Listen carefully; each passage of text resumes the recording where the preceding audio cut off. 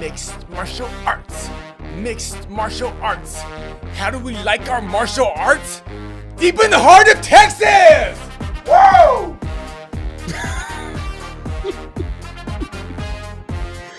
I never know what to expect. I love it.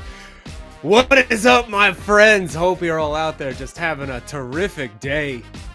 My name is Shaun Al-Shatti, and y'all, we are going to get into it. This is the weekend preview show here on MMA Fighting. I love weekends like this. A little splash of BKFC, a little dash of UFC Austin. As always, we appreciate you guys for joining us. Let's bring in the crew. He's the legal, the mouth from the south. He is Jed Meshew.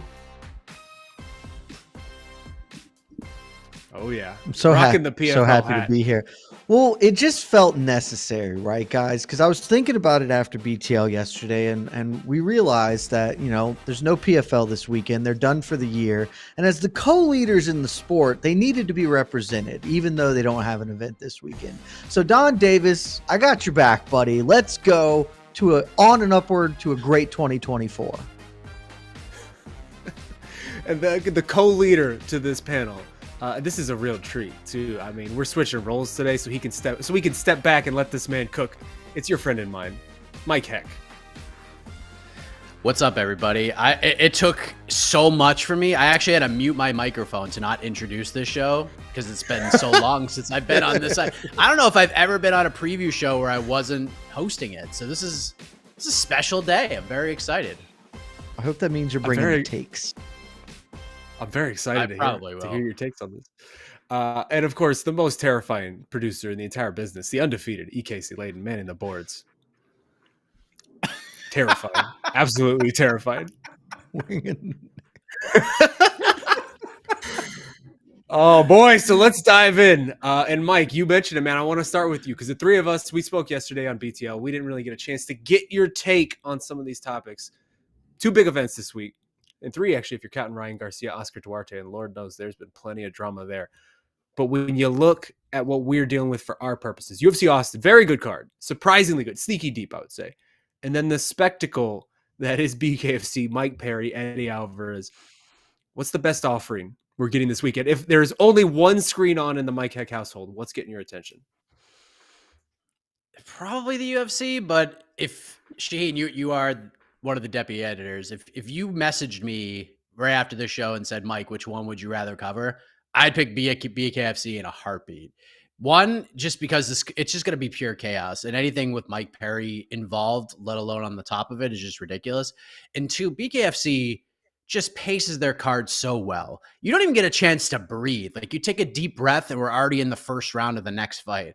The pacing is spectacular. We get some news along the way. Dave Feldman will make some sort of announcement, and then it's on to the next fight. So I don't think you can go wrong if you're looking for good technical fighting and just some like good scraps. I think you get the UFC. If you're looking for pure chaos and star power, it's BKFC all day. So I don't think you can go wrong, but if I'm watching as a viewer, it's UFC. If I get the choice of what to cover, I'm probably picking BKFC. Yesterday, I think both Jed and I agree. The UFC have a better event, but BKFC might have the best fight of the weekend. Is that where you're at, Mike?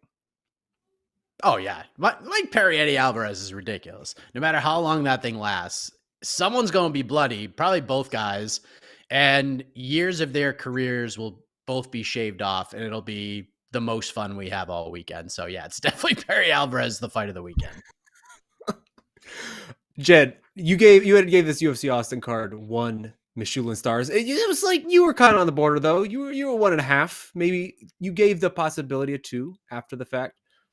If I just gave you a rating for the weekend, though, like say both these cards, same city, you drive. Would I know the boundaries of the Michelin star system? Would that change the rating if we're throwing in both cards for the weekend? Yeah, sure. But I think I'm changing it anyway. I went back after BTL and I was looking at it and I realized as I was trying to draw my conclusions, was like, oh, San Antonio is like 90 minutes from Austin. And if I was in San Antonio, I'd probably drive to Austin for this card. So I think the UFC is up to 2 Michelin stars, even with a pretty weak prelim card. I mean, you are at least getting Misha Tate's a former champion. There's something there. Maybe some of those fights are fun. You know, all of our favorites, Iho Portier is probably about to get, absolutely smoked, and that'll make me happy. So I think I'm up to 2 stars in the UFC. And so if you're folding in the BKFC, the top stuff, look, let's be clear. Losing Todd Duffy really hurts the BKFC card. That was I was very, very much enjoying the idea of Ben Rothwell, Todd Duffy, and you spoke about it a lot yesterday, Sheen.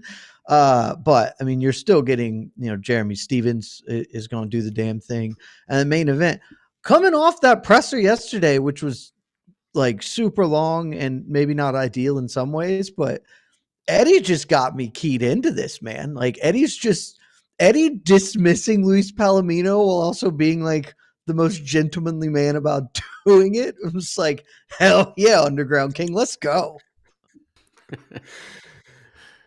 First of all, the Eddie answer to the Palomino call out was maybe the most professional diss I have ever watched in my entire life. That was a masterclass. Unreal. Unbelievable like, hey, stuff. I respect you. Don't bring this weak shit into my house. Talk to your promoter. He's right there. Think I'm afraid to fight you? No. He answered that question so well that Mike Perry didn't have to say a single damn word. Say words. Like, all right, well, I'm good. Eddie handled it so well that Luis Palomino came back later to do what Eddie told him to do. Like, that's what happened. Luis just sat down and shut up, and then 20 minutes later, he got the mic again and was like, I now have a question. I'd like to ask the thing that Eddie told me to ask. It was a masterclass from the Underground King. Also, you're right. I think we might have cursed Ben Rothwell, Todd Duffy. This fight card was too beautiful for this world. We lost it. I'm very sad about it still. Mike, though, I mean, let's start with UFC, and we're actually just coming off of weigh-ins. So I want to ask what you're most surprised by, because we had 2 surprises to me at these weigh-ins. We had Kelvin Gastelum making 170 on the dot, and then Jalin Turner actually making weight on short notice after like a little bit of a hiccup, and really considering what we've heard from him this week, his size, his history. What's most surprising to you between those 2? Jalin Turner. I was stunned. Like we stayed on heck of a morning until Jalin Turner stepped on the scale, and he missed weight at 157. I'm like, all right, show's over. Have a good one. He's not going to reweigh. And then 3 minutes later, he somehow shaves off a pound. Apparently there's a problem with the scale. The digital scale was reading different than the beam scale. I'm not really sure why all the commissions haven't switched to the digital scale yet, but that's a conversation for another time. But well, don't tell Casey that. Fair. I don't want to be terrified by Casey. We saw what he did at the beginning of the program here. having said, don't do it. Don't do it. Oh, tremendous. God, I can't even think now. Gastelum looked really good. He was in really good spirits. Jalin Turner, like, I'm shocked he made weight, but he looked awful up there. He looked terrible. He looked completely drained. I know it's not like completely new for him to get up to the scale and look pretty rough, but he looked real bad today. Even after he made 156, like, he could barely keep his arms up in the air. So I guess good for not having to forfeit a part of your paycheck to Bobby Green. But for a guy who looked kind of unenthused about this fight altogether, it almost seems like he put all of his energy just to make the weight. And that, to me, considering the vibes that are in the air in Austin, and I'm sure we're going to talk about some of the behind the scenes stuff that we just found out a little bit earlier as well. Oh yeah. The Bobby Green vibes are high right now. They are super duper high. And, kudos to Jalin for making it, but he looked rough up there. Jed, are you sort of the same place as Mike? Are you a little concerned by what you saw this morning? No, I'm honestly, I don't think it's wrong to be concerned. Like, Mike makes a good argument, but this was what I expected. I honestly didn't think he was going to make the weight, because you hear him talk about it this week. I didn't really want to do this. Like, basically saying I did not feel like I had a choice. They called me a second time, and it did not seem like it was an option to say no to this. Talking about how he was heavier than he normally is and that this was going to be tough. When you're a dude who's heavier than you normally are at this point in time, and you blew weight last time, I just assumed he wasn't making it. So when he rolls in at 157, I was like, yep, that tracks. Now this whole thing's weird. The fact that he was able to, by hook or crook, lose the extra pound and get there. That at least makes me happy that that the circumstances are at least going to be true tomorrow to some extent. And, yes, I do not believe that he spent any time preparing for Bobby Green. It was entirely focused on the weight. What time would he had anyway? He took the fight like 4 days ago. So like, yeah, the fight for him was always going to be with the scale, and he's just coming in as Jalin Turner, freestyling it and seeing what happens. And I still think that he could be okay, but the vibes are certainly high. Like they are certainly high around Robert Green at this moment in time. Yeah, I was stunned he made it, if I'm being honest. When he came in first time, 157. I was like, okay. Happen. Yep. Yeah, that's it. But let's Mike, you alluded to it. So let's get into the main event. And really some hubbub this week between one half of the headliners and the man Jed just mentioned, Robert Green, right? Arman Tsarukyan. There wasn't much to it yesterday when we spoke on BTL, but then today, Friday morning, Mike, you flagged this. Arman Tsarukyan releases this vlog. We get a better look at sort of everything that happened, the fracas. And it's basically like Arman walking up on Bobby with a whole cluster of dudes. There's a throat grab. Bobby gets understandably very upset. What do you make of all the new footage and what we've seen this week from Tsarukyan?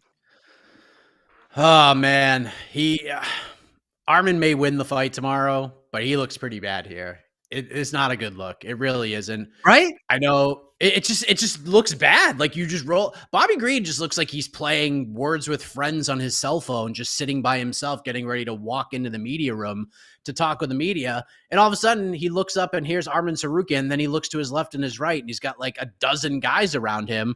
And of course, Bobby Green's going to stand up and hold his ground because that's the kind of guy Bobby Green is. And when Arman got a little too close, there's just a little bit of a shove. I don't think he expected Arman to start grabbing him by the throat and this whole skirmish happening. And poor Christoph from the UFC just trying to break these dudes up. Like, that's not a position this guy wants to be in. And all the UFC employees are trying to tell him to calm down.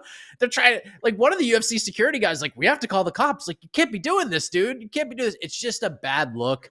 I was kind of disappointing to see, especially, I don't think anybody in MMA media has been higher on Arman Tsarukyan over the years than I have. And if this is just kind of a way for him to get noticed, I don't think this is the right way to do it. I didn't like it. I didn't love it. I wasn't sure all the details. Bobby Green's team had basically said like he was just kind of chilling and got rolled up on by a bunch of people. And that video just kind of shows everything. So Arman, I guess what I would say to you and your team is like, should have probably kept that one in the can and probably not released that one. Because while it's a headline and people are going to be talking about it, and I'm sure a lot of people are going to watch it now, it's just not a good look. Not a good look at all. Yeah, Jed, why release this if you're Arman? Like, I don't really. Dude, when that came up this morning and like I went to look at it, I genuinely went back and checked to be like, did this wasn't released by Bobby's team? Like this Arman chose to put this out? Like that is a curious thing because like to Mike's point, why like you don't need to get noticed. You just gotta go win on Saturday. You're gonna be a top 5 dude in the world. Like it won't matter that you're headlining the event. This is the guy's the co-main event. You're gonna beat if you beat Beneil Dariush, you're a top 5 guy in the world. Like by virtue of that, your next fight will be a title eliminator, or maybe you can just slide in like there. You don't have to try and gin anything up. Every part of this was awful. The shirt he was wearing was trashy and terrible. Like all of this was so bad.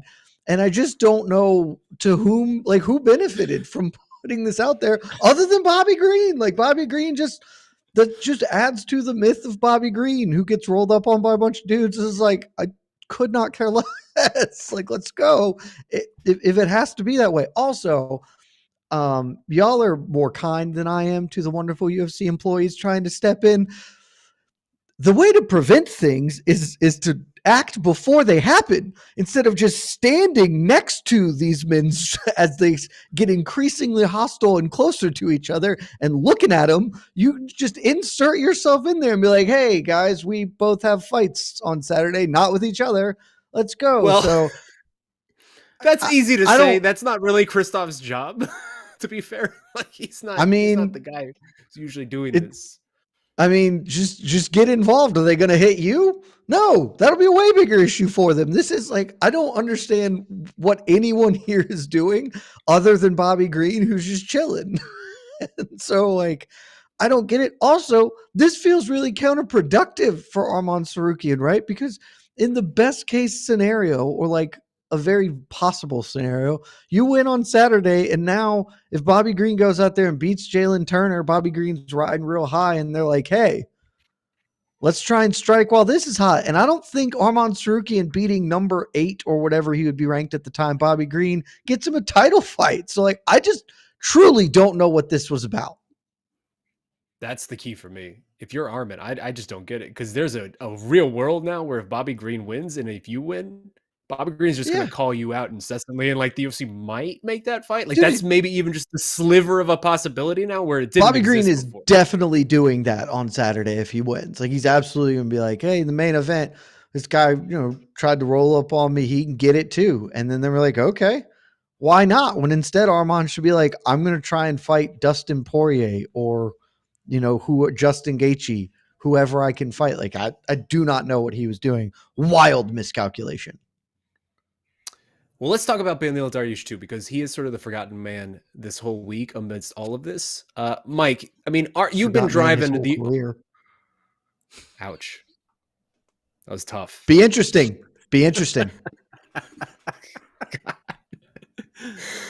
Mike, you've been driving the Arman bandwagon for longer than I think anybody. At least in my life, you have been driving it the longest. It's been a couple years now. Arman versus Beneil is a very interesting battle of inflection points, right? We have one guy on the rise, one guy maybe stationary, but kind of on the downslide as well. How does this fight make you feel as an Arman guy, as an Arman leader of the bandwagon? Is this too much? Do you think this is the right time? Like, how just overall, how's this fight make you feel? It's the right time, and it's probably like a year too late, if we're being honest, because one, I've watched Arman Tsarukyan and Mateusz Gamrot 135 times, and that is not an exaggeration. I watch that fight as often as possible because it's so damn good. There's not one of those viewings that I thought Arman Tsarukyan lost that fight. Not one.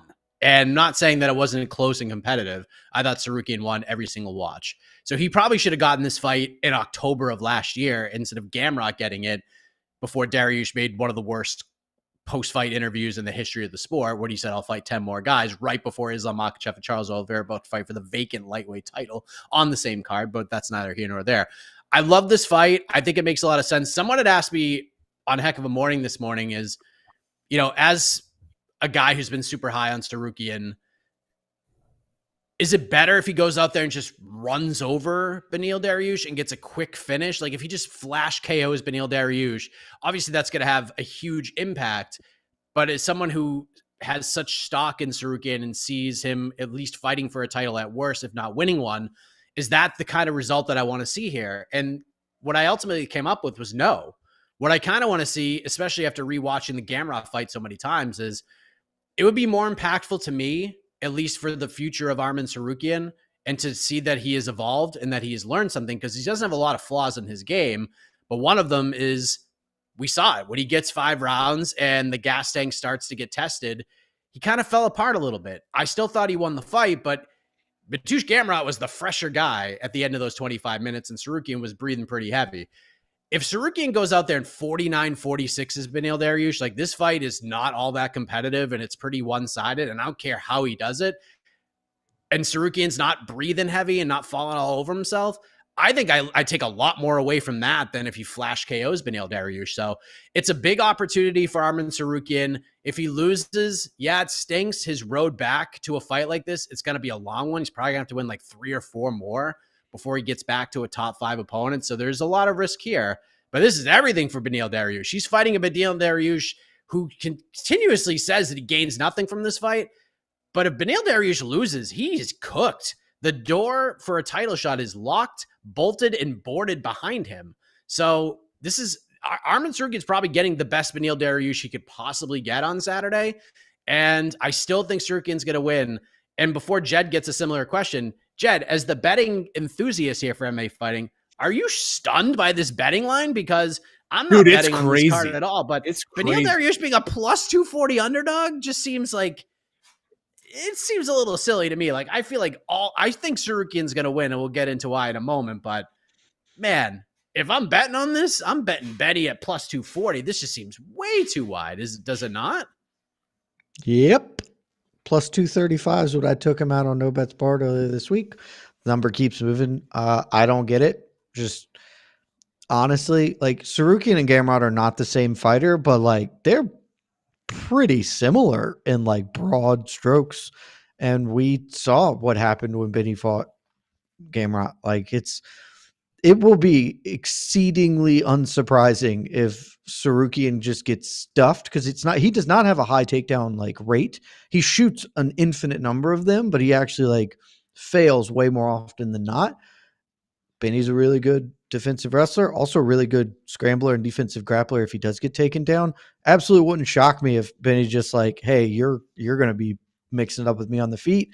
And I think Tsarukyan is a better boxer than Gamrot is, but he is still far from a finished or quality product there. Like this fight should be way closer to a pick'em than it is. Like there's a tremendous amount of betting value on Benny. So yeah, fully on that. I straight up, I kind of think I just will take Benny to win this fight anyway. But like at these odds, I don't know what other people are seeing other than, Tsarukyan has been this anointed guy. He's the dude who's coming, and he's had a couple of setbacks, but he's still so young and his performances have largely been very good. So that's the best guess I have on why the action is so heavily in his favor.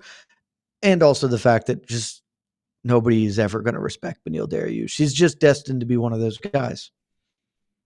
Do you think that's playing into the line? Because I can't, for the life of me, Part figure of out how to ascribe this line. Because it does. You're right. It does not make sense to me. You look at Beneil Dariush. He's 34 years old. Dude was on like an 8-fight win streak right before he got melted by Charles. But like, he's still one of the best in the world. Where are you with Beneil? I guess, but Jed, like, where are you? Where do you place this guy at this point amongst this very crowded lightweight division? So, I mean, he's obviously a top 10 guy. That's undeniable. And I think he has earned his stripes at being top 5. I have, even like during the peak run or whatever, I was super interested in watching him fight Islam because stylistically, I'm just really, really interested in that matchup. But I was always sort of on the side that it was smoke and mirrors isn't the right word, but it's like a little bit to the right word because if you look at the people he beat, I am not here to denigrate an 8-fight win streak. You do that against anybody, that is damn impressive. It really does not Especially matter at the quality 155. Yeah, 155, it does not matter the quality of opposition.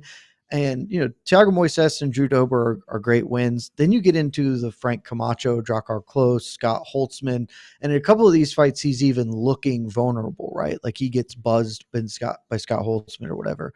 And then, beating Tony Ferguson is not impressive at this stage of life. It felt more impressive at the time, but like with the benefit of hindsight, we can be like, yeah, okay, of course he did, because we know where Tony's at. And the Gamrot win was obviously exceptional. So I think I understand if you're like, he's actually like more of a top 7 guy than he is a top 5. But I think based on what he has accomplished, you have to give him the respect of saying like, yeah, it's one of the top 5 dudes at lightweight right now, even though I might pick, 5 or 6 dudes at lightweight to beat him in a fight. That's sort of where I'm at too. And that's the thing that I don't know, wouldn't say confuses me, but it surprises me because the Gamrot win to me is the best win of his entire damn UFC career. Definitely. That was just a year ago. Like that was just last October. All of this, the line, everything sort of is strange to me. But I want to ask you fellas something, both of you, because this lightweight division is such a weird division right now, but it's also so much talent here. It's been sort of stuffed up at the top, but it's maybe starting to get unclogged a little bit. What's the most fun outcome for 155 tomorrow? What is the most fun we could possibly have with this? Benny winning. Oh, I think Beneil really? Dariush winning is more fun. I mean, I think Arman has a long time remaining, like at or near the top of this division, and it depends. Like if he comes and shows like a whole ton of skills tomorrow, that'd be great. But my one kind of quibble with him is feel like he's winning in the same ways that he has been. He is not showing a ton of growth, which I would like to see if he's going to be the guy who ostensibly, holds the belt at some point in time. So, and mostly like, I just really still want to see Benny versus Islam. Like, I very much want that fight to happen. And we mentioned it yesterday on BTL. Benny, for as boring as he is on the mic, he's actually mostly a tremendously exciting fighter in cage.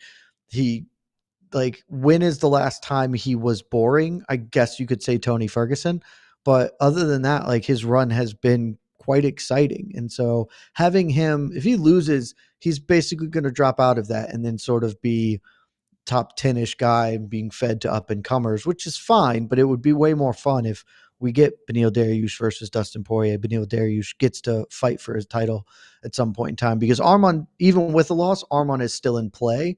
With a loss tomorrow, Benny's out of that conversation forever. What do you think, Mike? Are we talking just the main event or anything that happens tomorrow? I mean, you could throw in anything else if you want for the lightweight in general. But I was thinking main event, yeah. I mean, it's Bobby, but Bobby Green is the correct answer. He goes out there and just beats Jalin Turner as an underdog, especially with that video coming out. He is going to look like the biggest baby face in the company on Saturday. So I honestly think Bobby Green winning is the most fun thing that could happen, because I honestly think if he wins, the UFC is really going to do something with him, because the Dan Hooker fight made a lot of sense, and I still felt like you would have got a big push. But if you go in there and you rifle through Grant Dawson and Jalin Turner back to back, like, that is super impressive, like incredibly impressive. Two guys that nobody really wanted to fight in this division. And while a lot of the top tier guys like are avoiding these guys, Bobby Green's just going out there like, yeah, dude, I just knocked out Grant Dawson in like a month's notice in a main event. And then I just basically took a more difficult fight on 9 days notice against a giant lightweight that not a lot of people want to fight. And I go out and beat him too. That's going to make a huge impact. And then if Tsarukyan ends up winning, they're definitely going to book Bobby Green versus Arman Tsarukyan next. And Bobby Green could find himself in a title fight by like the end of 2024 with how the UFC likes to put things together. So the Bobby Green potential surge that we could get between the end of this year heading into next year is super interesting to me. So regardless of what happens in the main event, if Bobby Green wins, I think he's fighting the winner of this fight, and just a massive opportunity for Bobby Green. I think the UFC is really going to push him. So Bobby Green winning first ultimately makes this more interesting. And then it really doesn't matter who wins the main event, because I think Bobby's going to get the winner anyways. Mike, heck, all on the Bobby Green train. I like it. The vibes are there. Here's my issue with the Bobby Green train, because I think I've been saying since 2021 that Bobby Green has, like, coming off the Drew Dober, Ally Quinto, like that little run of him. It's like, oh, if there's a dude who has a chance to be Jorge Masvidal, it's Bobby Green. Like, he fit all the bill for it. But then how do you map him there is the question for me, Mike, because I agree, if he wins, they're going to get behind him, they're going to push him. I don't think pushing him against the winner of the main event is going to go all that well for Bobby Green. I'm trying to figure out how you map him the way Masvidal did, because Masvidal just got to fight Ben Askren and throw the knee, and then that's how it went. And if that fight hadn't ended in the first 4 seconds, Ben Askren probably beats him, like, frankly. But and then then he got the Nate Diaz fight, and the Nate Diaz fight was and then Nate Diaz, but fight. Nate Diaz is extremely winnable. How do we map out a path for Bobby Green at a division that's substantially more difficult than welterweight, and where there isn't like at least to my eye, a guy who is as possibly beatable as Ben Askren? Like, again, I think Ben Askren probably would have won that fight if it hadn't ended immediately, but there was always the way, hey, Ben Askren just physically cannot strike at all. So if you can just not get taken down, you can win. What's the path for him in that regard here? Because I'm really trying to book it, and I'm having a hard time. It's kind of tough. I mean, there's a lot of similarities here. Like, goes out there. I mean, he beats Tony Ferguson, but like you said, it's not like a great win.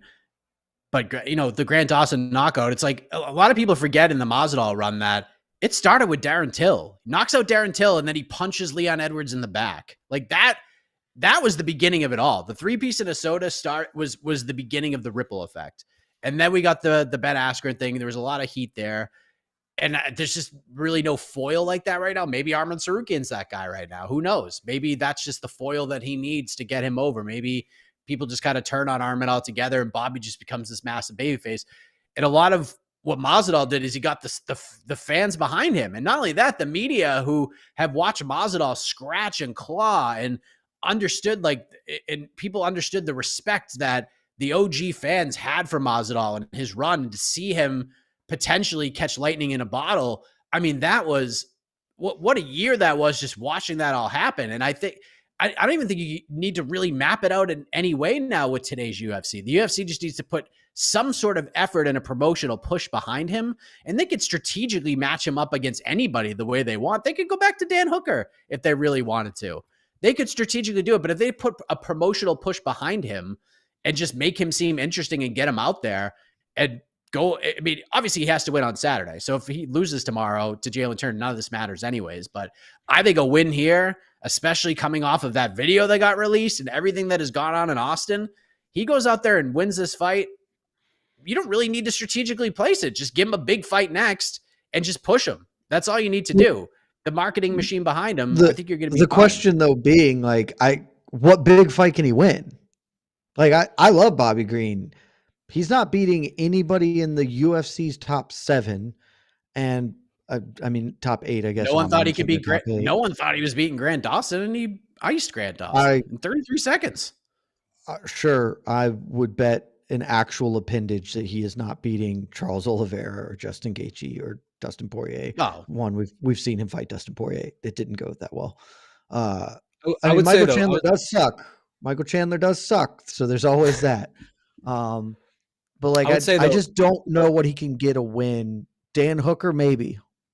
That's the thing. Is Mike mentioned it. I think there's a way in this modern UFC, if they notice a level of momentum behind Bobby Green and he is starting to draw good traffic, good numbers on social, et cetera, anything involving him clicks and hits, they can put together a Dan Hooker type of fight and just say, hey, if Bobby Green wins, he's on such a great run, he'll fight for this belt. In more or less, people will accept it. That's just where we are with this. You think, even given how Islam just dismantled him? I'm not sure. But that was short notice, right? Sure, okay. I do think you could do, if he gets to Dan Hooker, he wins this, beats Dan Hooker. At that point, if they've given him a full push, maybe we could get Conor involved. And beating Conor is obviously a one-way ticket. So he could be pretty close to being an interesting name for Conor at some point down the line. And that is obviously very, very, very marketable and worth money. So, but yeah, I just don't know that he's ever fighting for a belt.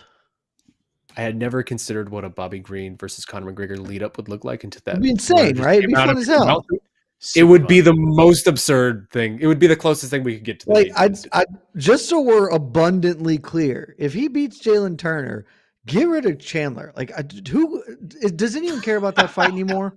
Does anyone care? At one point in time, it made sense and was fun or whatever. But no, now we're just watching this poor. I feel sorry for Michael Chandler, which is how you know they fucked up, because I would never feel sorry for Michael Chandler. But we're just watching him wallow in misery and hope, dreadful hope that will never come true. Make Michael Chandler fight somebody else. I don't care who. And let's do Bobby Green versus Conor McGregor on the return fight. That's it. It would be so much fun. You're welcome, UFC. Another brilliant idea brought to you by the MMA Fighting Video and Podcast Network.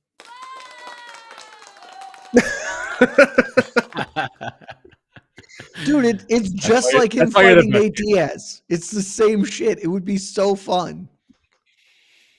That's why you're the best, Casey. That was A+. Last question on this, and then we'll make some picks on this whole lightweight top 4 here we have. Yes or no? One of the two winners, be whoever you want it to be, from the main event and the co-main event this Saturday, is one fight away from fighting for a title. Yes. Certainly. Could it be both? It could be both. I will say it won't be both. There is a world where Bobby Green gets shotgunned in there if he wins, but I still think he's 2 fights away, even with the win on Saturday. And Jalin Turner's like a million fights away, despite being a top 10 dude. Yeah, I mean, it definitely could happen. Again, if Bobby Green wins and Tsarukyan wins, you know the UFC's already like in the war room. They already have red dots next to their names on some random date 4 months from now. Like they want to put that fight together. What a weird ass fight. Has anyone prior to today, when the altercation came out, been like, you know what I want to see? These two guys fight. I don't think that was on anyone's bingo card for 2024. Yeah. Now you know what? Now I actually kind of really want to see those two guys fight because one man put his hands on another man's throat. I mean, I'd watch it. I'm pretty sure Arman that's all you need. Absolutely runs over him. I thought Grant Dawson was going to run over Bobby Green. I can't say anything at this point. I just want to see how this all plays out. You know? Yeah, because once Bobby loses, like then he could just be fun fight Bobby forever, and I'm fine with that too. But I already thought we got there with Bobby. Yeah, but he can remain supposed to be fun fight Bobby like 7 years ago, and now he just keeps hanging around enough. But how cool is it? Like, how cool could it be to watch a guy like Bobby Green in the deepest, toughest division in the sport after getting rinsed by the current champion, finding his way back into a position? He could find himself in a better position than Beneil Dariush at the end of the night. Like, it's crazy to think about, even though the resumes are not the same. But this is 2023 heading into 2024. This is what the UFC is all about. It's about making more dollars than cents at the end of the day. And Bobby Green, they could have something here that they could capitalize on. They know these windows, especially with guys like Bobby Green who have been in there nearly 50 times. This is the time. Like, this is the short window that we can put this guy over and tell his story and make him interesting and just breathe some freshness. And it's not even like a young up-and-comer. Like, we're talking about the young up-and-comers getting an opportunity to get these big fights. Veteran, grizzled, wily Bobby Green's the guy that gets the push out of all these guys. Like, what a story that would be. It'd be nuts. I mean, I got to say, the MMA gods are certainly doing Bobby Green a lot of favors right now. He's getting this Jalin Turner who's not happy about taking this fight on short notice. And now Arman Tsarukyan just drops this gift in his lap. And we've spent half of this preview show so far talking about Bobby Green, which is not where I expected us to get. So let's make picks. I mean, we've basically previewed these top 2 fights. It's all a lightweight shakeout. What are you going main event? Where are you going co-main event? Let's start with you, Mike. I'm picking Arman Tsarukyan. At first, I thought it was going to be just like a tough, close, competitive fight, and Tsarukyan ekes out a decision. The more I've watched of both guys this week, I think Arman Tsarukyan's striking is extremely underrated. I don't think he gets enough credit for it. I think a lot of people look at him, he's just like a takedown artist. And yes, he has had success doing that.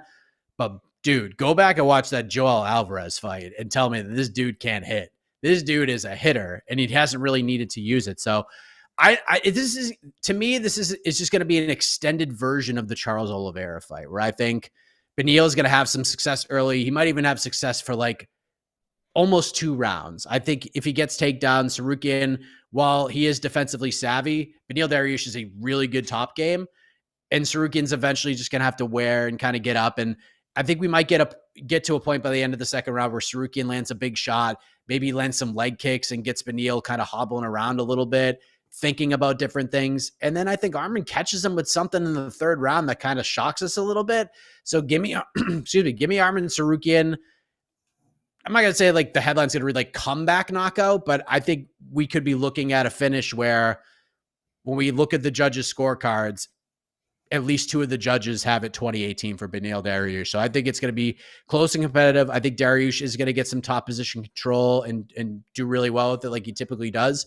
But I don't know, man. I kind of see Tsarukyan landing a big shot, getting booed out of Austin, and setting himself up for a big fight. So yeah, give me Tsarukyan, 3rd round TKO. What about the co-main? I mean, I'm riding the vibes here. Bobby Green. Let's go. Some way, shape, or form. It doesn't matter. I'm going. Jalen's tough to finish, man.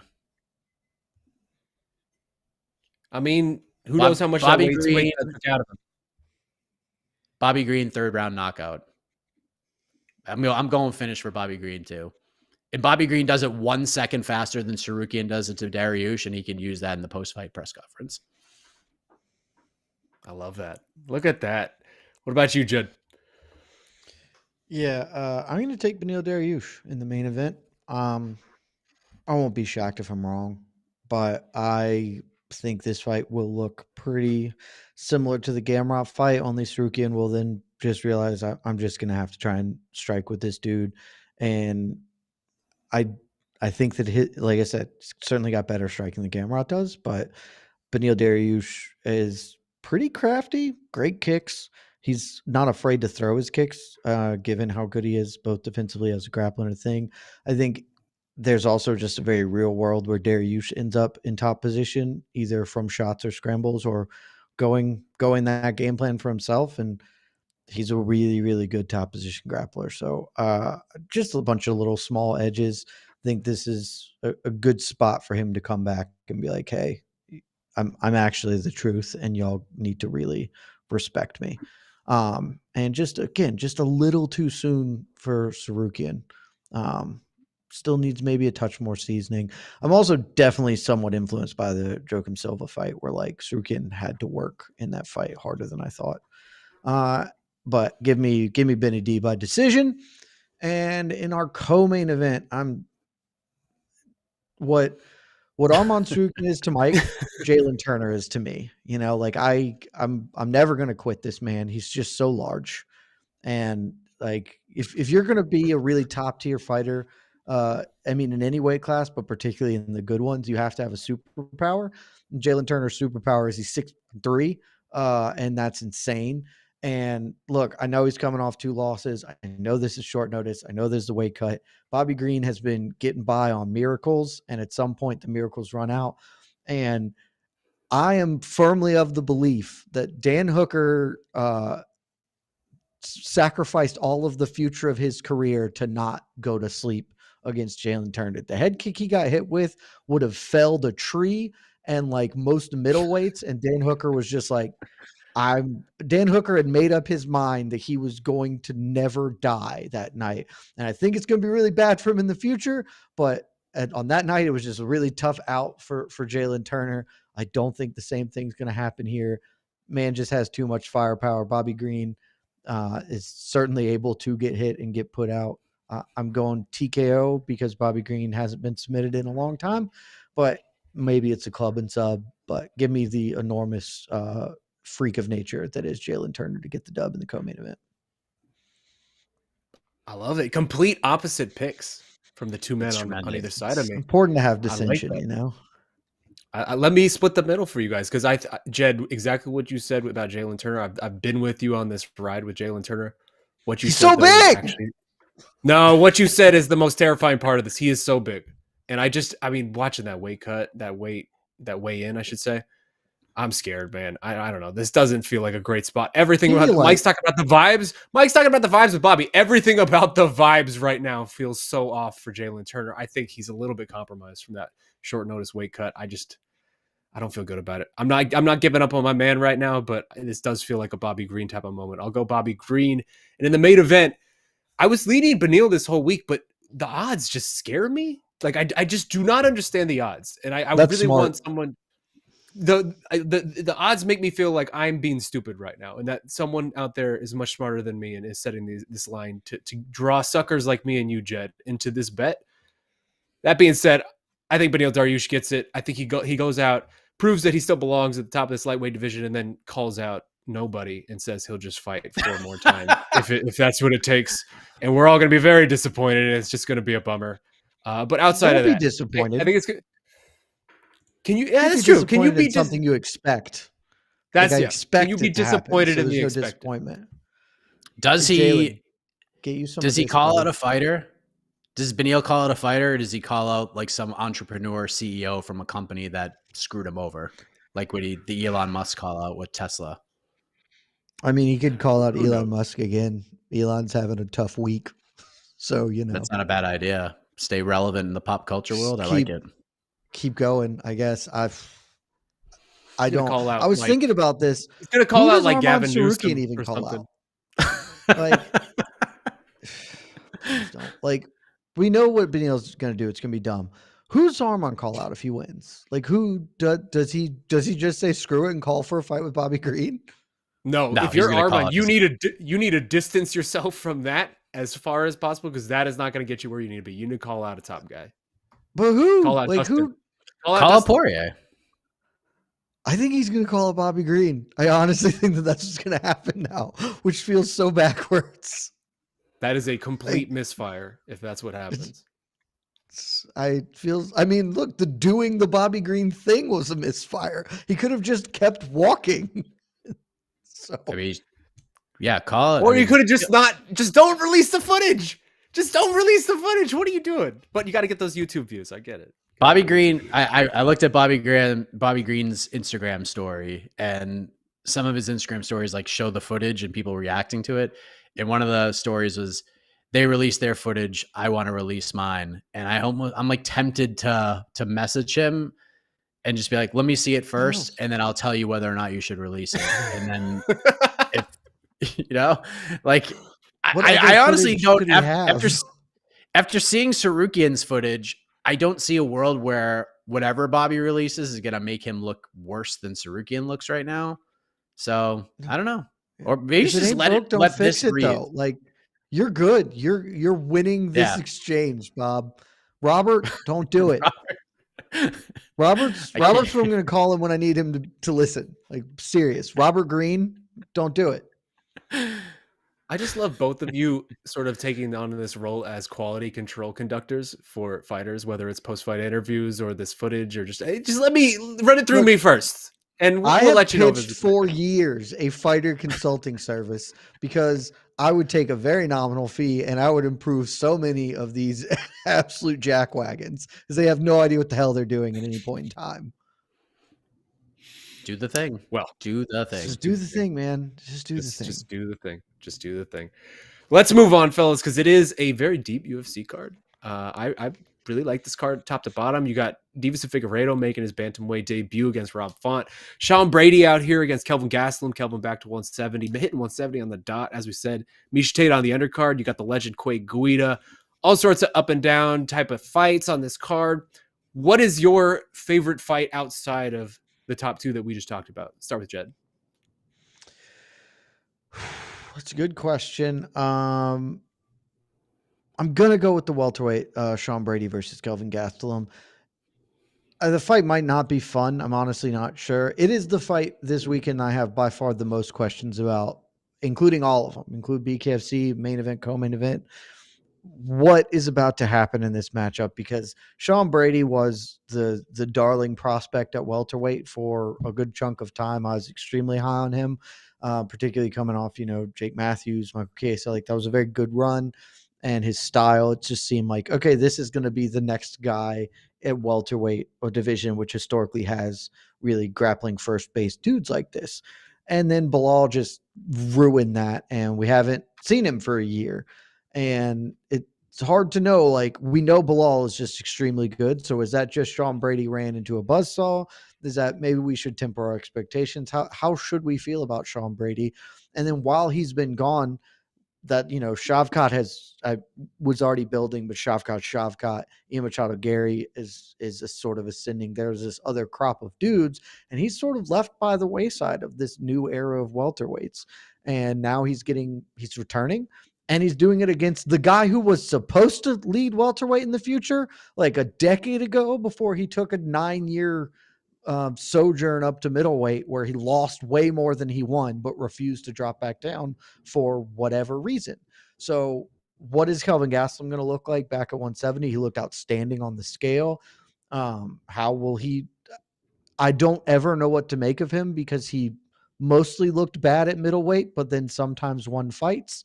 How does he look at a better, like a more competitive weight class, but one very different stylistically, and where he will be a large person instead of comically oversized? I just have an infinite number of questions. I truly don't know what this fight is going to look like, and so it's the one I'm the most interested in. You're right, Mike. I mean, that's I was gonna say, you're in the same place. I'll go different, because, like, if it's like you can only watch one fight, I'm picking Font Figueiredo just because I think it's going to be a really fun fight, and I am intrigued to see what Figgy looks like at 135. I kind of have an idea how I think the fight's going to go. I think Rob's going to be a little bit too big for him, and I think Figgy, as powerful as he was at 125, he took a lot of damage in those Moreno fights, and fighting Rob Font in your bantamweight debut after taking a whole bunch of damage over the years at 125, not the best guy to debut again. So, but I am obviously intrigued by that. But in terms of questions and potential storylines in the future, I think Jed's completely right here. Where is Kelvin Gastelum at in his career? A lot of people seem to think Kelvin Gastelum is 42 years old because he's been around so long. He's a decade younger than that. Sean Brady was the second coming at welterweight for a long time. And for a guy who's only lost one fight in his entire career, I don't know if I've seen more people jump off a train as quickly as people have jumped off the Sean Brady train. Now, some It's people like jumped it's the off freaking Titanic, man. Everyone has abandoned so the ship. quick. So I think fast. that speaks more to Bilal Muhammad than anything. People just didn't think Bilal Muhammad was as good as he is, maybe, or something. But people jumped off after he beat Michael Chiesa. They saw that third round, and even knowing that Sean Brady was dealing with a whole bunch of nose issues, like could barely breathe out of his nose, needed multiple surgeries to take care of that. He almost got finished by Michael Chiesa in that third round. And some people started finding those emergency life rafts right after the Chiesa fight, heading into the Bilal fight. And then after the Bilal fight, like the whole cruise ship jumped off. It's just the captain and some of the bartenders left on that ship right now. I'm not ready to jump off the ship just yet, but man, Sean Brady loses this fight to Kelvin Gastelum, considering where this welterweight division is. Where does he go? Do more people jump off? Is this just a abandoned ship at this point for Sean Brady? And if Kelvin Gastelum loses, like, does he stay motivated to stay at welterweight? Is this just a blip in the radar for him? And if Sean Brady wins, does he fight Ian Gary? If Ian Gary beats Vicente Luque, is that the next step? So there's the questions heading in and heading out are definitely more interesting with the Brady Gastelum fight than with the Font Figueiredo fight. It is super intriguing. I don't think it's gonna be the best fight between those two, but it is definitely the more intriguing storyline wise with what could happen in the aftermath of it. Man, give me the bantamweights, man. Give me like the battle of Divas Figueiredo and Rob Font. To me, is just the battle of y'all must have forgot. Like these are the two of the preeminent y'all must have forgot guys right now in this sport. Because we just saw it with Rob Font. How many times has Rob Font been dead and buried and then come back and reminded people that he's still very much someone who matters in this division? And then Divas Figueiredo, like just this year, Divas Figueiredo was finishing off one of the greatest in-cage rivalries we have ever seen in the UFC, just in terms of pure action from the fights that the rivalry derived from. Like, we have completely forgotten about this man. This man's been written off entirely, and he's doing the thing that we probably asked him to do for the last like 3 years. Like, at no point was the flyweight cut very like responsible. It felt like he always struggled with it way more than he really should have. Like, we should have seen this from him a while ago. Why are you shaking your head, Jed? What's up? Because I was never asking for this from him. Why would we ever? The dude killed himself. That dude was murdering himself, and then he killed people. And then he killed people, and it was fun. Like, don't fight at the weight class where you're going to be best. He's not going to be he might be like physically better at 135, but I'm not here for his health and safety. I'm here for my enjoyment. But I'm very curious.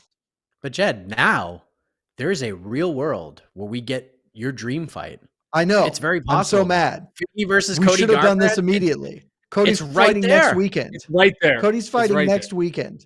My great hope is that Davison knocks out Rob Font immediately, and then they're just like, hey, hang back for one more week so you can fight Cody, because we need to do that.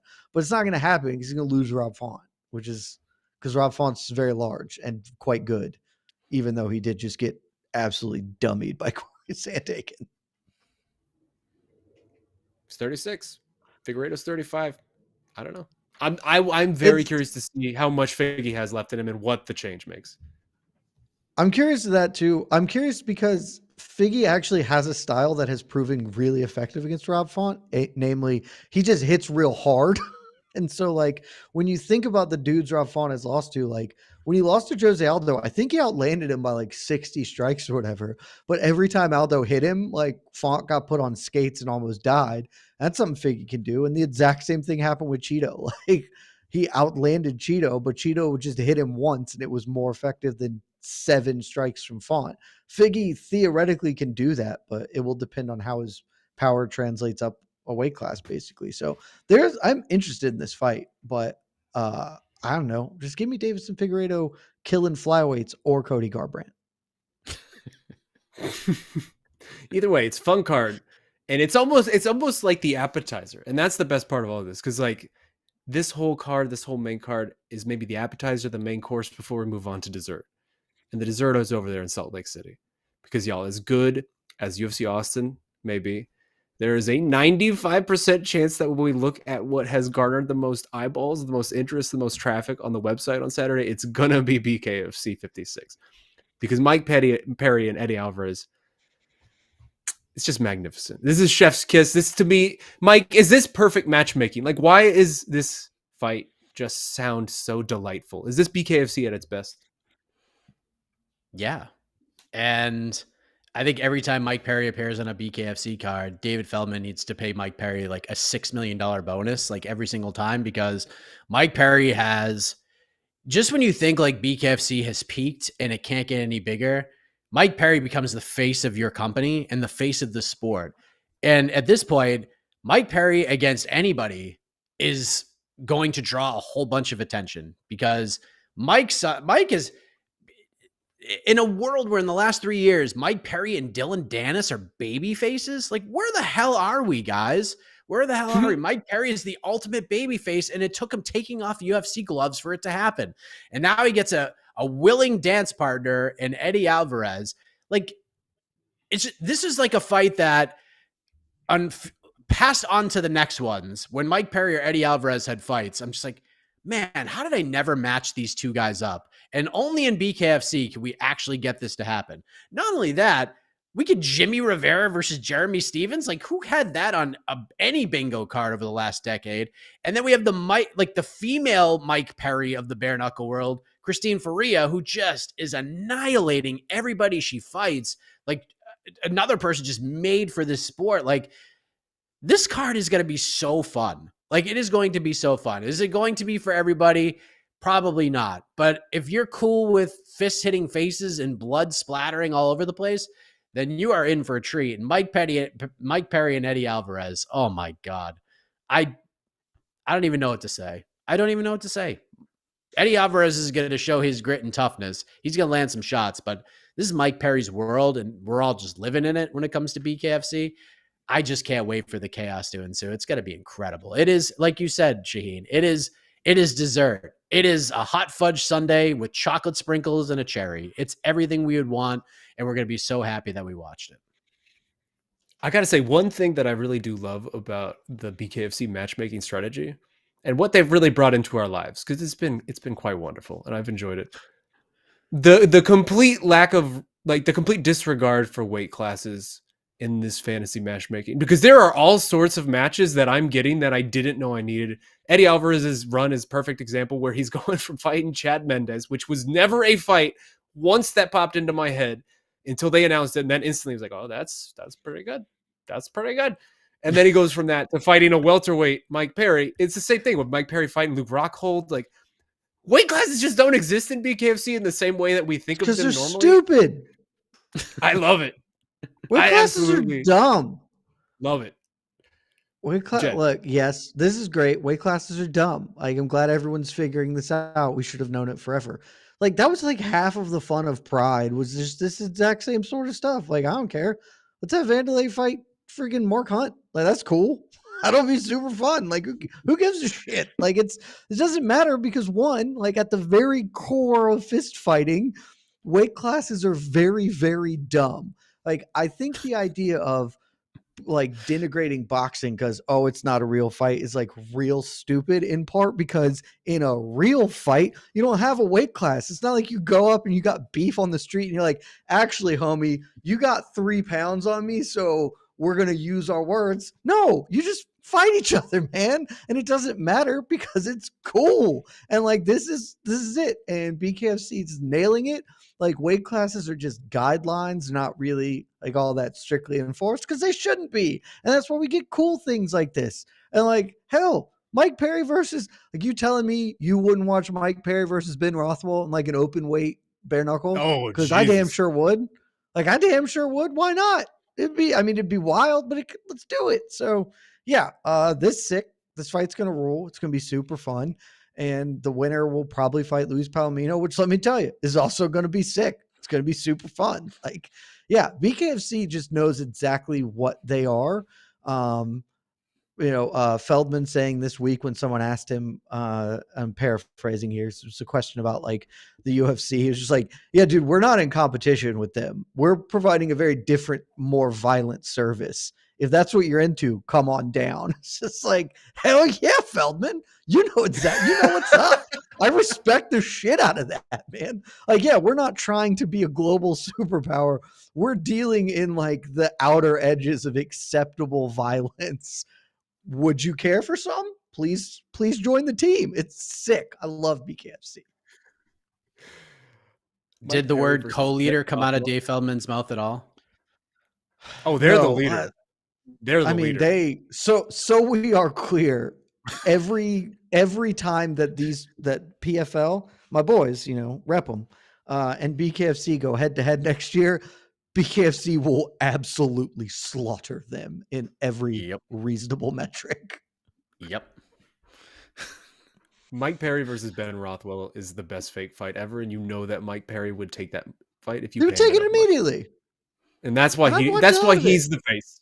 That's why he's the face of this beautiful, beautiful sport. Mike, Jed earlier on the show, he was mentioning the press conference we saw yesterday between Eddie and Mike, and there was a lot of stuff going on in that press conference outside of them. A lot of Todd Duffy Thanksgiving jokes about Ben Rothwell that were very mean, but I kind of liked it too. Did the Eddie Perry stuff get you going a little bit though? Did it do anything for you? So I have to admit, I didn't watch any of it. In fact, I was playing old man men's league playoff softball, and I didn't even know Ben Rothwell and Todd Duffy was off the card until like 5 hours after it was announced, and it hurt my soul. And I just immediately thought, poor Todd Duffy is never, ever, ever fighting again, because every time he's booked, something happens and it falls through. He's fought one time in the last like 5 years, and he's been booked like 17 times, and none of these fights come to fruition. It's absolutely insane. So look, just based on the Slack thread that I read, it seemed like a lot of fun. Jed bringing up the Luis Palomino stuff with Eddie Alvarez, just smart, planting seeds for the next fight. Everything about, like, there's no script to BKFC. I've covered BKFC events, and they are a joy because you just never know what's going to happen. You turn to your left, you think you're going to see one thing, and then you turn to your right, and you're like, what? Where am I right now? That's what the entire BKFC Fight Week experience is like. So if Jed or in yourself, Shaheen, told a story about anything that could have happened, even if you just made it all up, I would have been like, yeah, that sounds about right. So not that this needed a press conference between Mike Perry and Eddie Alvarez, but I mean, I'm sure it was kind of funny at times and kind of dragged at times, but it seemed like the face-off was pretty fun, and that's really all we're here for, right? What about Jed? What about you, Jed? Did you like what you saw there? It was awesome. Everything that the press conference was way too long, and it was like a lot of stuff going, and it felt real ramshackle, which is partly endearing. Like, legitimately, the Luis Palomino thing is so funny to me and would never happen at like a quote unquote real organization where like the actual champion flies out to the event and then just gets handed the mic during the Q&A to ask questions is so ridiculous, but it was charming. And I love, like, it worked out so well. Like, that was great. Todd Duffy, like, basically just calling Ben Rothwell fat was, look, it shouldn't have been as amusing as it was, but it was like, yeah, he just lost to Thanksgiving. Like, I said it coming in. I was like, his fight wasn't with me. It was with the Thanksgiving dinner table, and he lost. Just like, man, look, sometimes this stuff isn't hard, guys. Like, you can build these big bad blood narratives of, we were training partners turned enemies, and now I hate him forever. Or it should be like, I just called the dude fat, and now he doesn't like me. And like, that's more people have gotten in fist fights over being called fat than they've gotten in fist fights because their best friend, turned against them or whatever. And so that was adorable. The Christine Ferreira, Beck Rollins getting like real chippy at each other. And you can sense how like ferociously upset Ferreira is, being like, Beck, the only reason you are in the position you were in is because like they didn't give me the offer. That's the reason you're the first champion, and you were ducking me. And like, you can see that she is carrying a massive chip on her shoulder. Like that fight, that like they sold the shit out of that fight with that. Like my takeaway from that was, it would be cooler if they were a little bit better at these. Like if they were just a little tighter wound, because it was a little too freeform. But most of it was like, man, you remember when the UFC used to do this, and now we never get these anymore. And it's like, you can feel it because there's not that interplay of other things. It's just one dude talking and then another dude talking, and hopefully they give a answer that we can throw a headline on and make a post about or whatever. And we never get the Conor McGregor, Jeremy Stevens, who the fuck is that guy thing. Like that never happens in this day and age anymore. And it's a shame because you know how I know it's a shame that doesn't happen? Because at this thing, somebody asked Jeremy Stevens about Conor McGregor. That happened like almost a decade ago, but it was such a significant moment that it still resonates today. And we don't get that anymore with the UFC or PFL, the way they do things. And we need to bring that back to the broader public, because it's fun even when it's even when parts of it aren't great, it's still super fun. I loved everything about it. I'm such a sucker for spectacle. I'm such a sucker for circus. It's just it's so good. It's hitting me in the perfect niche that's been missing. Call people in my fat life more. for a while. Call people fat more. It's great trash talk. Just do that. It's so good. Mike Perry calling Eddie Alvarez fat is so funny to me every time. It's like, I don't know, cheeks will look a little plump. It's like Eddie. Think about it. Eddie Alvarez has never in his entire life been called fat. Think about how that has to be affecting him psychologically. It's like, what the hell is going on here? It's so good. It's so good. So let's get to the picks. But I also just want to bring back a question I asked you guys about the UFC card. I want to bring it back for this. Who you got in the main event, but also paint me a picture. What's the most fun possible way all of this goes on Saturday night? What's the best outcome for your personal enjoyment? That's a good question. I mean, so obviously the fight, the main event is a spectacular fight, like just a back and forth getting after each other.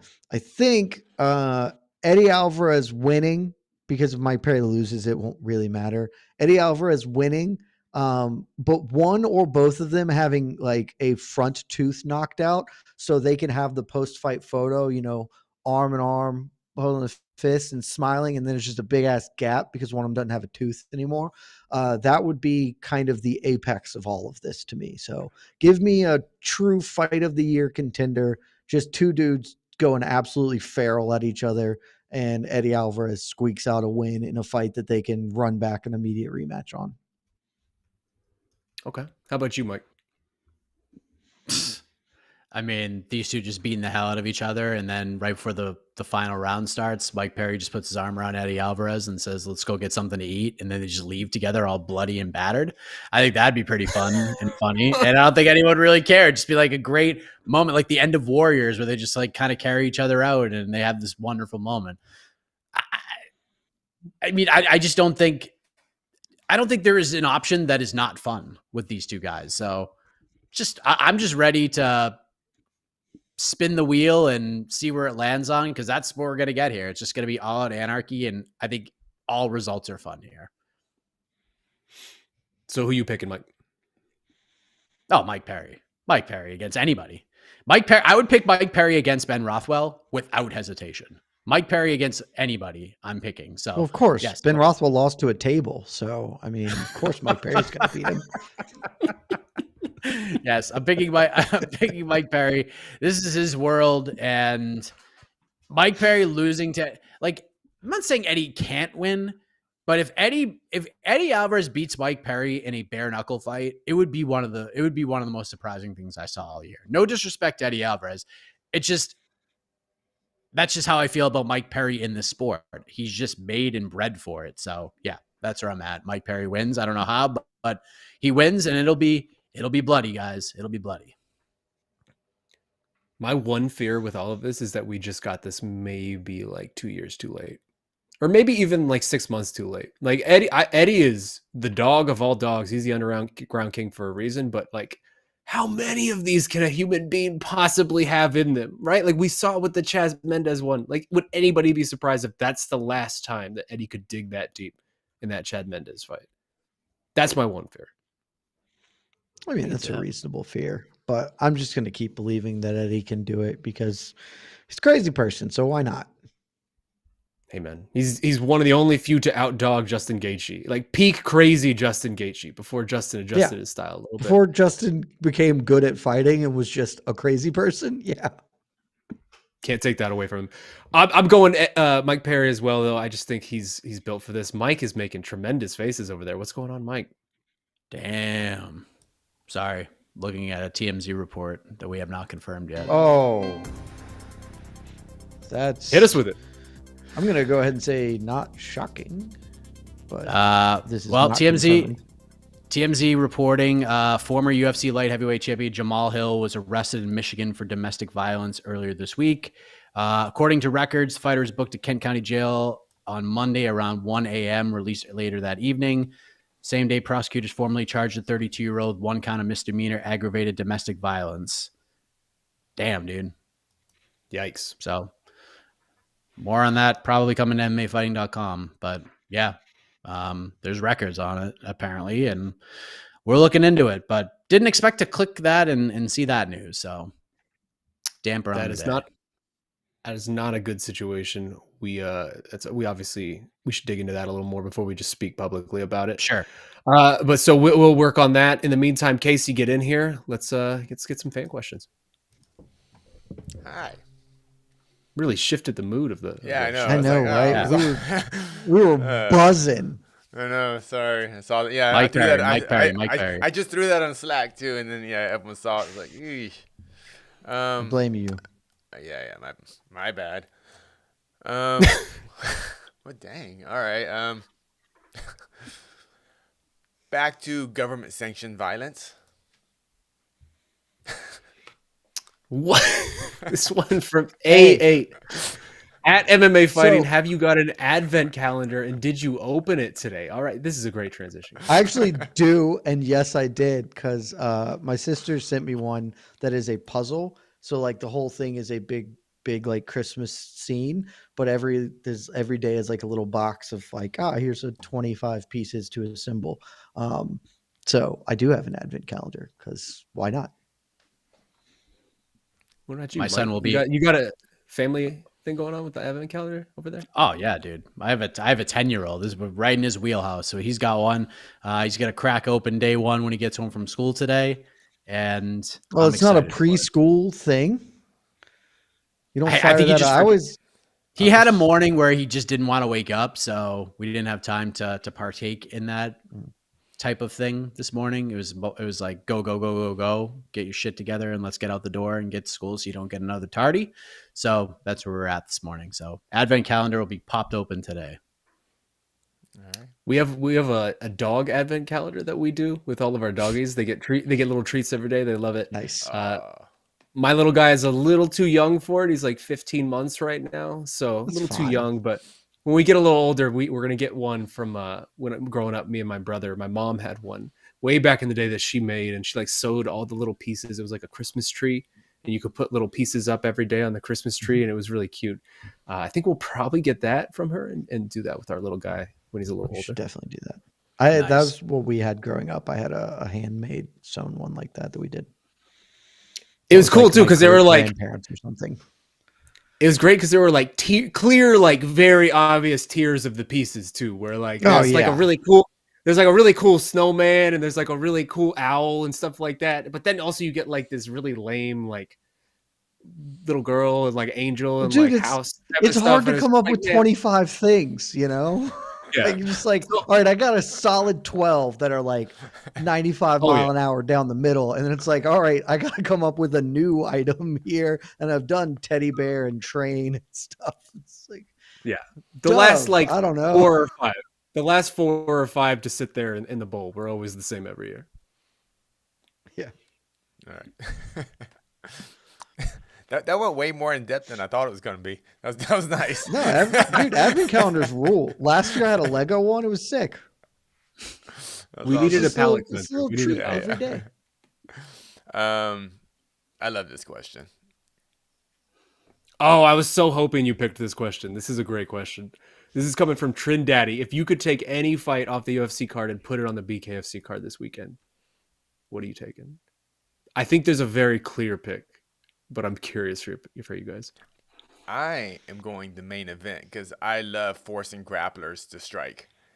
So you're just going for chaos. I love chaos. That's great. Yeah, so, but that's my choice. It's got to be the co-main. It's a good one. Oh, God, that was not in my top 3, probably. I think if I had to pick one, I'd go the bantamweight Figgy Font, because that would just be quite enjoyable to watch Figgy Smalls in bare knuckle. That seems like something I'd be interested in. But oddly, I think actually, if I were answering this, I would choose Miesha Tate, Julia Avila. That's the correct answer. Because I don't care about this fight at all. But if you put it in BKFC, suddenly I kind of do. I think Julia Avila would be like really, really good in BKFC. Yeah, like, she is. And honestly, I kind of think Miesha she's- Tate would too. Yeah, that's a good one. Honestly, Miesha Tate's pretty rugged. Like, she'll just get in there and got mix the it dog. up. Tate got the Avila is dog my in second choice. Tate Avila is my second choice, by the way. Yeah, like I Yeah, think she'd that's be my great. one. she's super fun. Like when that fight was announced, people were like poo-pooing it. I'm like, do you guys have you not seen Julia Avila fight? Like, she is a No, wrecking ball. we haven't, because she hasn't fought in 30 months. So no. She Wow. was creating human life. Give her a break. Yes. I She tore love. ACL and then got pregnant. Like, what do you want her Again, to do? I'm not blaming her for that. I'm just saying it's reasonable to be like, no, because many fans have come into the sport in the 3 years since she last fought.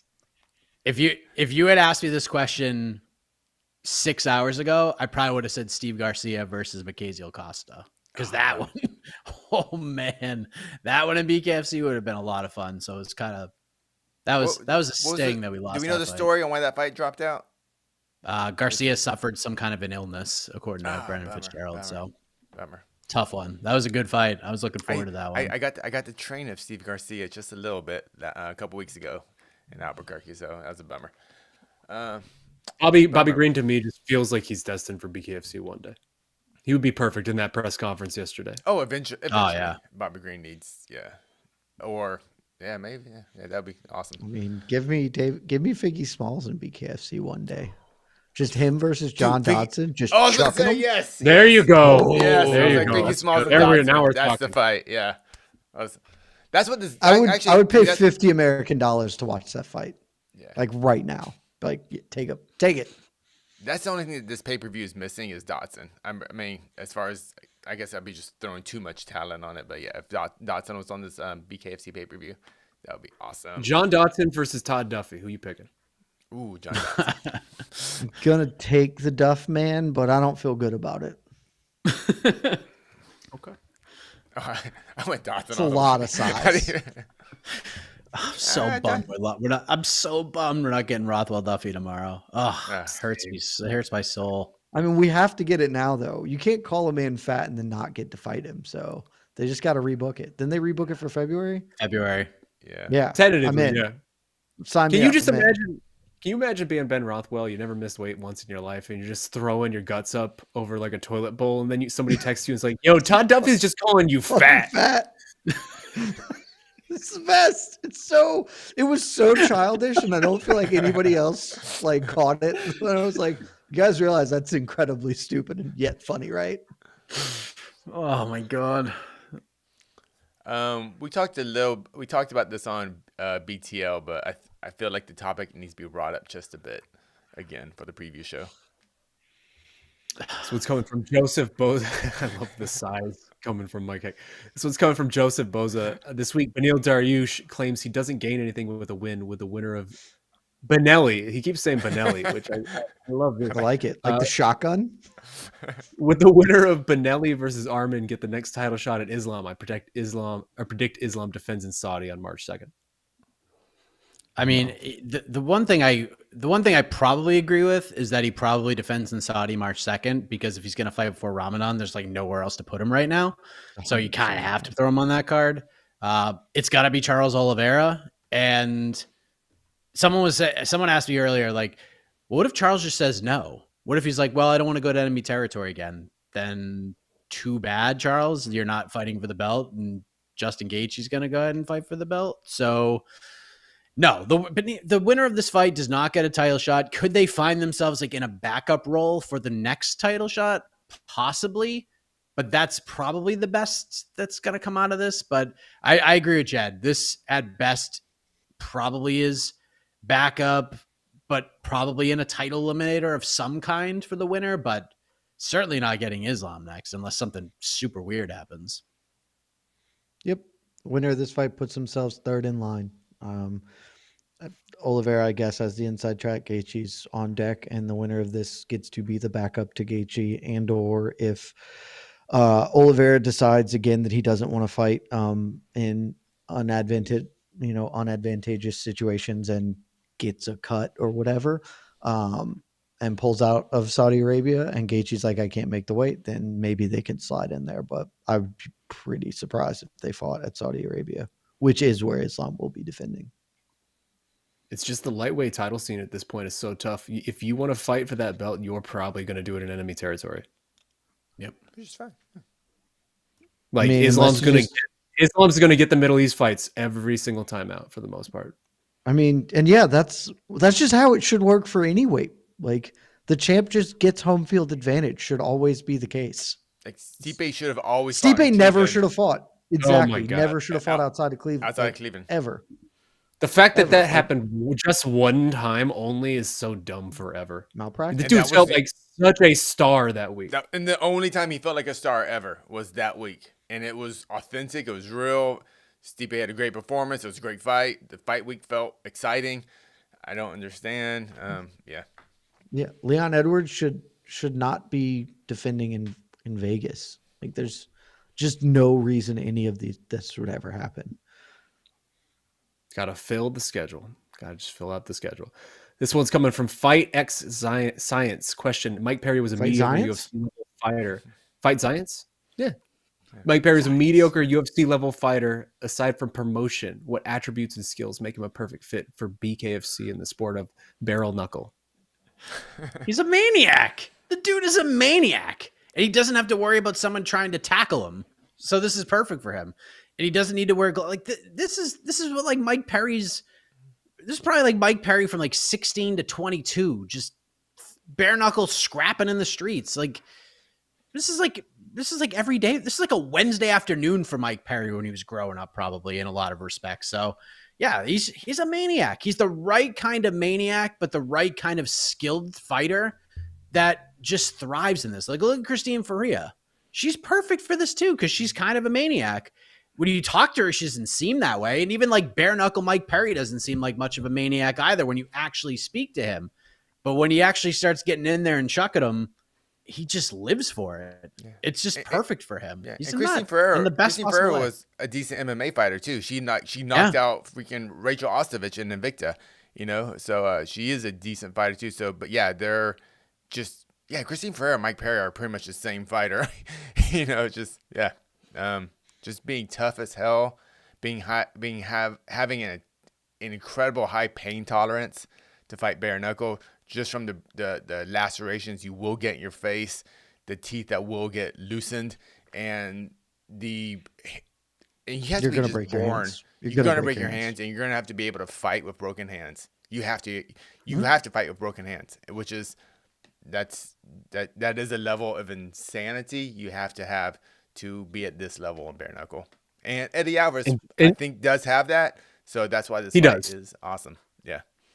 And just the ability to revel in that too. Like when you're in that moment, and to really delight in it is very rare to find. Dude, it is. I mean, it seems reductive, but it is so simple. It is just being a crazy person. Because, like, look at the history of mixed martial arts, and like, it is helpful to be a psycho in mixed martial arts, but the sport is at this point been pretty littered with people who were just athletes, who this was a way to make money, and thus they could do it. Like, they could just score a bunch of takedowns or do whatever. It is mentally incredibly different to fight someone, even with small gloves on, versus just not doing it. And everything else that was said, like, it is way more important to be a crazy person than it is to have really any skill in BKFC. The skill is being willing to inflict violence and suffer it yourself and push through that. Like, that's the most important thing.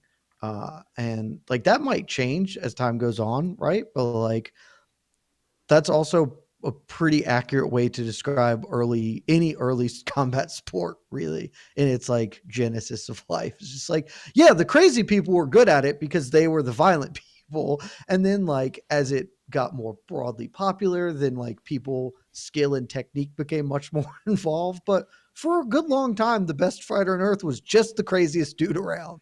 Like, that's just how it's going to go for any sport like this.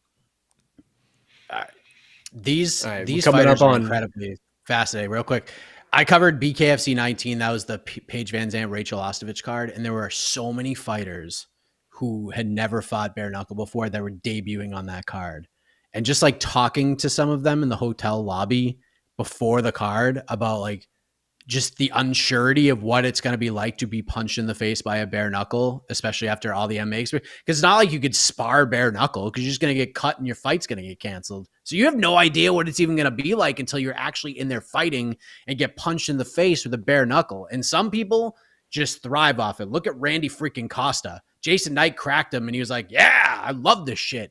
And then you look at like Cassie Robb, who fought Taylor Starling and was like, nope, not for me, and got lit up in like 17 seconds. So like, you either have it or you don't. You take that one shot and it either wakes you up or you're just like, nope, I'm out of here. Not for me. It's a fascinating sport. It really is. Dude, think of all the like high level MMA fighters who are just like, nope, would never. Just straight up. Just like, I'm straight up like, we're one of the 30 best fighters of all time. It's like, nope, I would never do that. Like, that's, it is in you or not, and it is clearly in Mike Perry. Yep. Oh, and give credit to Beck Rawlings.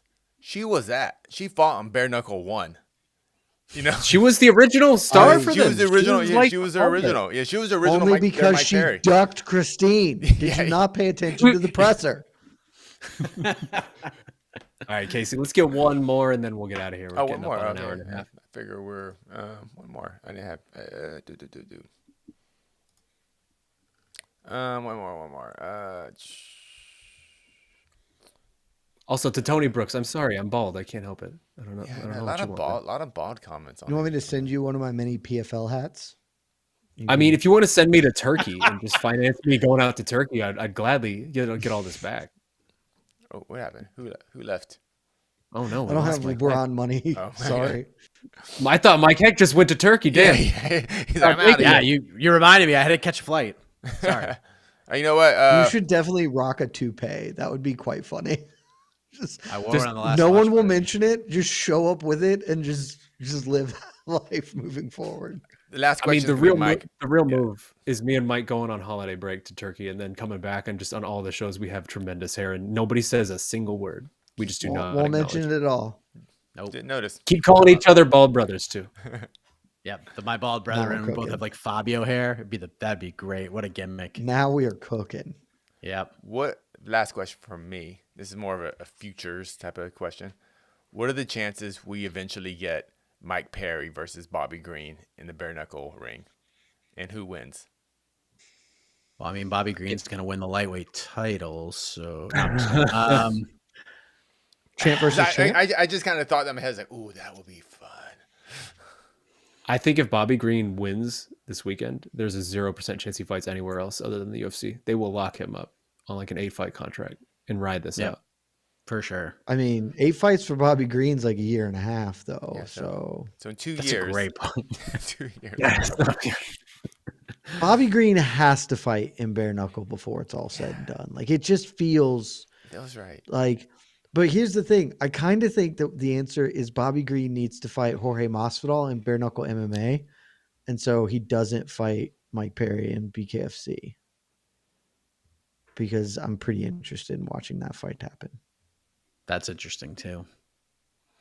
So I would still say it's good shot, but it won't happen for some time. So I do agree. I think Bobby Green's probably hanging around the UFC for a bit of a stretch here. Yeah, I agree. Money talks. When bare knuckle becomes the co-leader, watch out. We can't have 3 co-leaders. They're the leader in our hearts, Casey. They're the leader in our hearts. My boys are not willing to acknowledge another entry into the club. It's just the 2 of us at the top, co-leading the way, arm in arm together as we blaze a trail for all of mixed martial arts. 2024 is gonna be so fun. That's how we close this show. You guys are the co-leaders in my heart, and all of you out there watching, we're all co-leaders together. We're all one big giant family. Oh God, Don Davis, what have you done? What have you done? This is never gonna die. It's never like this is billions of viewers, man. It's gonna be forever. 80% Asian. I love it. How else do you think you co-lead? Oh, this has been the weekend preview show here on MMA Fighting. We got a fun weekend ahead. UFC Austin, BKFC 56. Maybe we do a little something special for BKFC 56, Mike. Heck, maybe a little mini watch along for the main event. I don't know. I mean, I think people want it. People want it. I mean, I'm in. You gotta people give want it. I'm in. the people what they want. Maybe we do it. You want it? Keep Let it us know. locked. We'll do it. Keep it locked to MMA Fighting. This whole weekend we'll get all your coverage needs. That man is Mike Heck. That man is Jed Meshew for the most fearsome producer in the business. It's me. The undefeated Casey Layden. I'm Shaun Al-Shatti. We love you guys. Enjoy the fights. Love y'all.